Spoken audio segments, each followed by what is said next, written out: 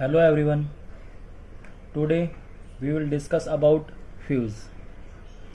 इससे पहले हम लास्ट लेक्चर का डिस्कस करते हैं. इन प्रीवियस लेक्चर हमने डिस्कस किया था heating effect of electric current. Means जो हीट है वो किन किन फैक्टर पे डिपेंड कर रही थी, करंट पे, रेजिस्टेंस पे एंड टाइम पे. ठीक है. तो यहाँ पे देखो एक केस अराइज होता है, अगर हम करंट को इंक्रीज कर देते हैं तो क्या होती है, हीट इंक्रीज होती है. ओके. तो क्या होता है, काफ़ी बार हमारे पास कोई भी सर्किट है, अगर उस सर्किट के अंदर हीट इंक्रीज हो गई तो इट मीन करंट इंक्रीज हो गया तो इट मीन्स हीट इंक्रीज हो जाएगी. तो क्या करना है कि हमें करंट को इंक्रीज होने से रोकना है. ठीक है.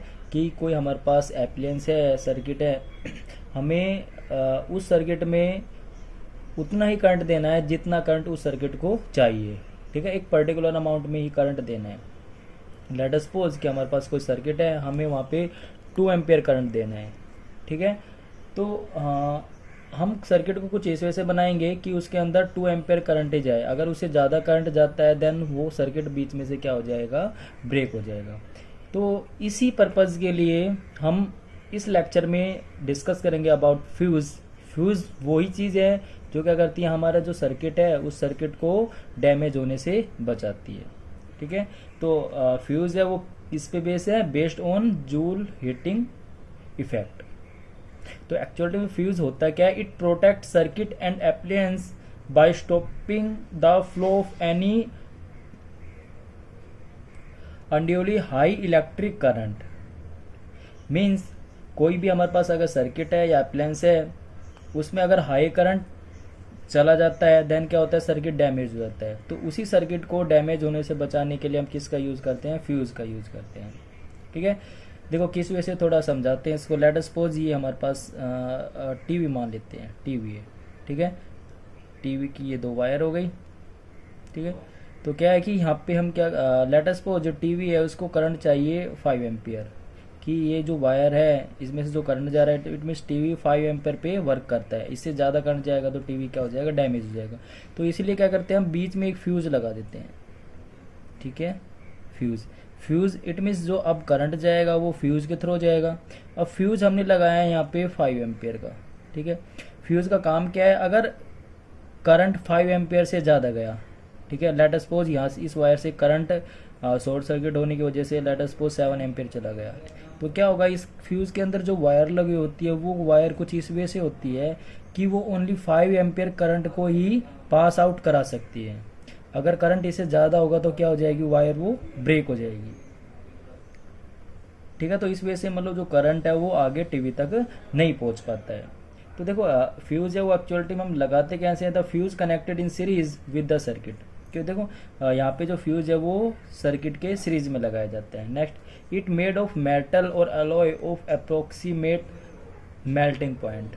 ठीक है. ये बेसिकली किसका बनाया जाता है, मेटल का या अलॉय का बना जाता है. जैसे एल्यूमिनियम हो गया, कॉपर हो गया, आयरन हो गया, लेड हो गया. ठीक है.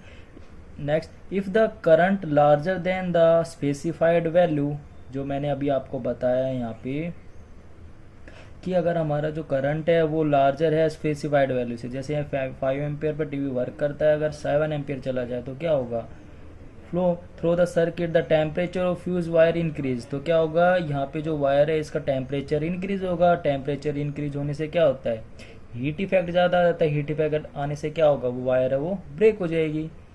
This melt the fuse wire. ठीक है. तो क्या हो जाएगी, जो वायर है वो पिघल जाएगी एंड ब्रेक द सर्किट, और सर्किट ब्रेक हो जाएगा. उस वजह से जो हमारा टीवी है वो डैमेज होने से इट मीन्स टीवी प्रोटेक्ट हो जाएगा.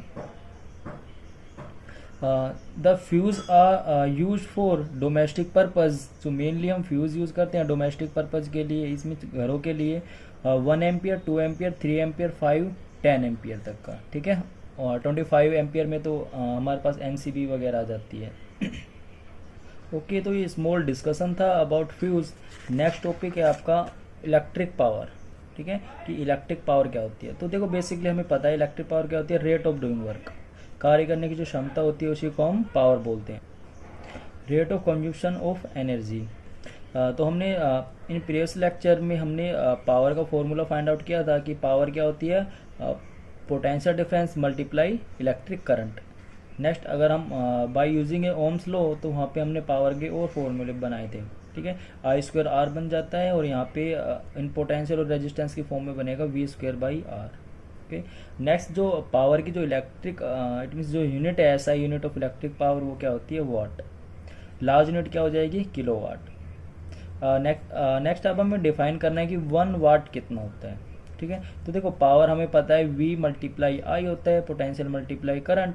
पावर को हम 1 वोल्ट कब कहेंगे, जब हमारा वोल्ट जो पोटेंशियल डिफरेंस है वो 1 वोल्ट हो, और जो करंट फ्लो हो रहा है वायर के थ्रू सर्किट में वो कितना होना चाहिए, 1 एम्पियर होना चाहिए, ठीक है। तो देखो it is the power consumed by a device that carries 1 ampere of current when operate at a potential difference of 1 volt, then we said to be power consumed by device is 1 watt, ठीक है।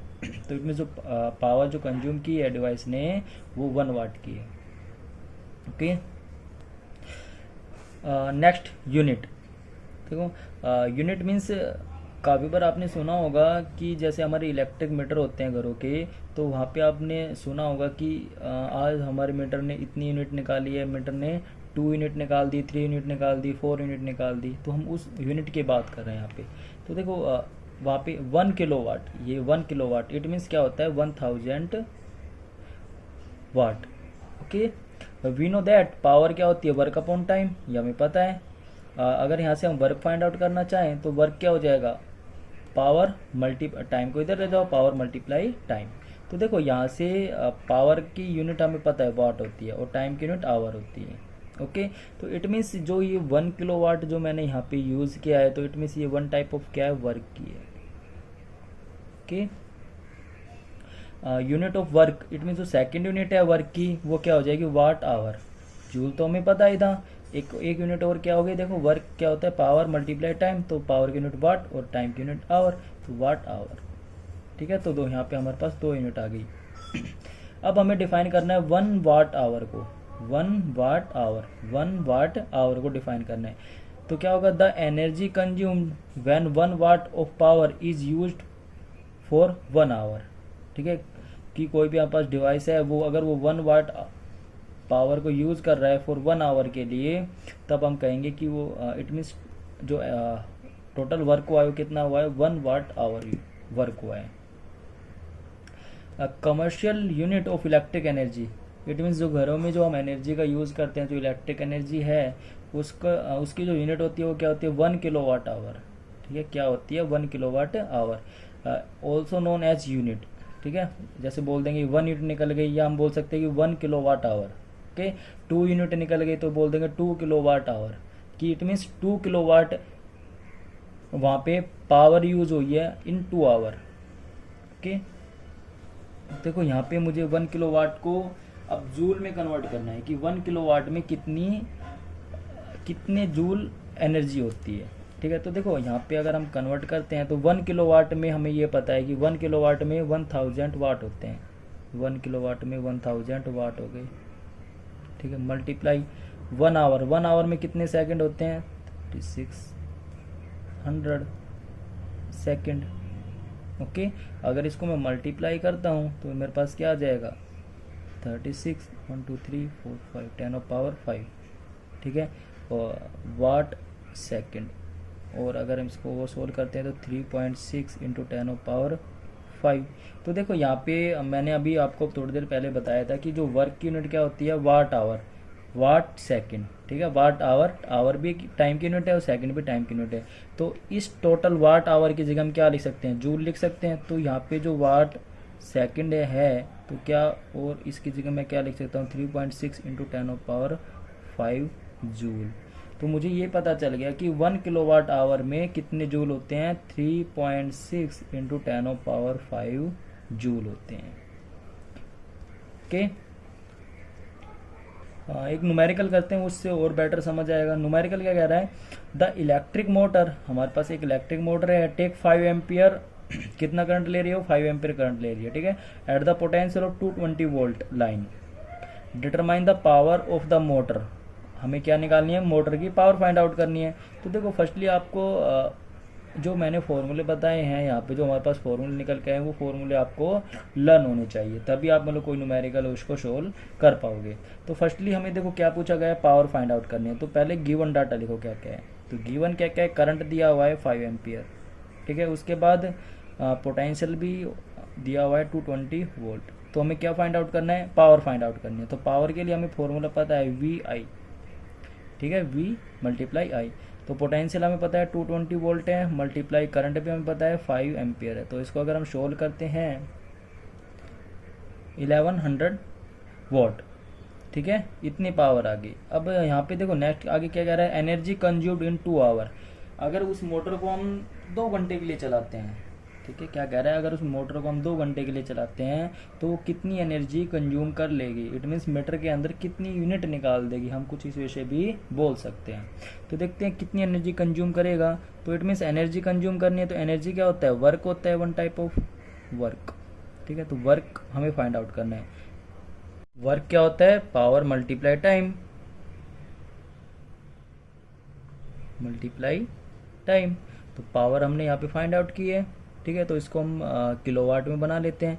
तो kilowatt में बनाना है इसको हमें, तो क्या कर देंगे, 1000 से इसको डिवाइड कर देंगे। तो 1.1 किलोवाट, इसको मुझे किलोवाट में बनाना है, तो 1.1 किलोवाट, ओके। और टाइम मुझे कितना दिया हुआ है, 2 आवर। तो इसको 2 से मल्टीप्लाई कर देंगे। तो हमारे पास क्या आ जाएगा, ये 2.2 किलोवाट आवर, ठीक है, 2.2 किलोवाट आवर।